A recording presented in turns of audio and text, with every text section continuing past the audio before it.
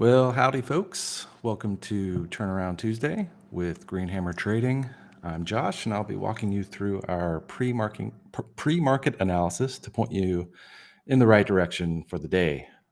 This is a condensed version of what we do every day in our community Discord. So be sure to head out to greenhammertrading.com and sign up and get a front row seat to what we do. So with that, let's go ahead and jump in. Let's start off with the ES or the S&P 500. And today is a new day and a new month. And what that means is we have a new volume profile for the month. And as you can see on the top left corner here, right up here on the top left box, we can see the top of value here. And you can see how price for the day on the ES has dropped down, going towards our point of control for the month. Now, these levels are calculated from the month before. So these are the ranges and where most of the orders happened in the prior period. So this is what price does. It goes for these levels and tests them.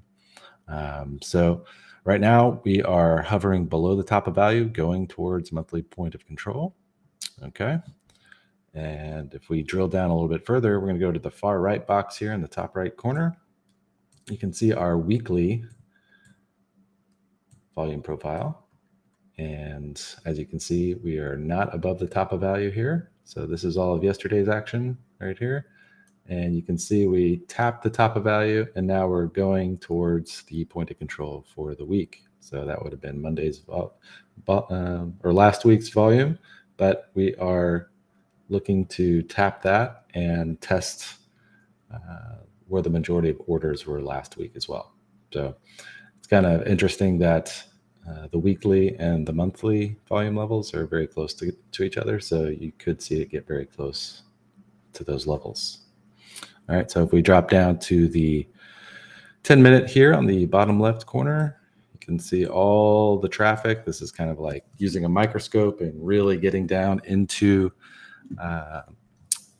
really getting down under the hood here. So what we can see is that our moving averages are stacked downwards, and we are definitely below the volume val levels, top of value for the month, top of value for the week. And then this level here in the middle is yesterday's val zone. And we are right now trading under it, which for us at Greenhammer Trading is not bullish. So, and what we do is we take a confluence of factors. And right now, nothing is looking very bullish for us. So we're not looking to immediately go long. We do want to see these levels and how they react, how price reacts, especially it being a new month.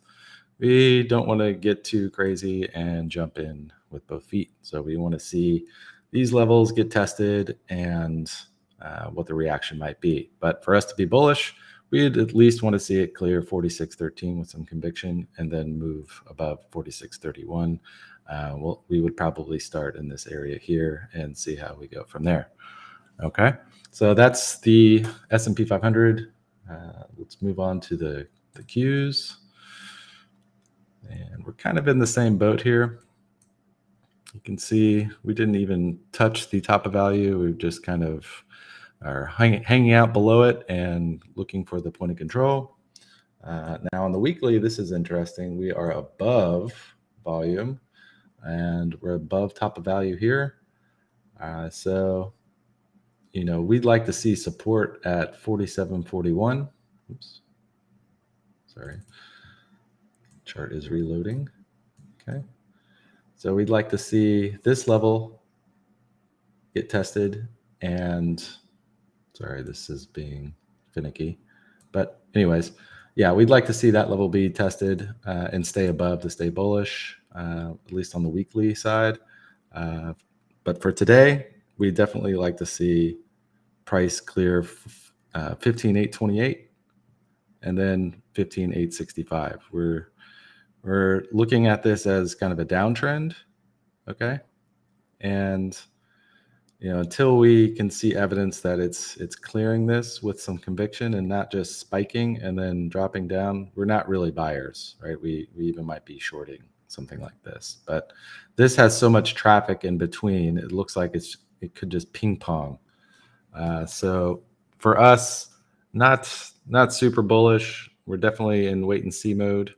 Um, if we look at some of the internals like the Dixie, um, we can see that's been pretty parabolic in the short term. And when the Dixie's strong, markets are tend to be weak. So with dollar strength comes weakness in the market. So at this point, we could see it rise pretty quickly. It could be a pullback. So yeah, this is not a great sign, at least on the high time frames. Still in a bearish look to it, but once we get above, I think 103, you might see the markets react pretty. They will react. So, and then we have the VIX, which it's been hovering under 14 for quite a while.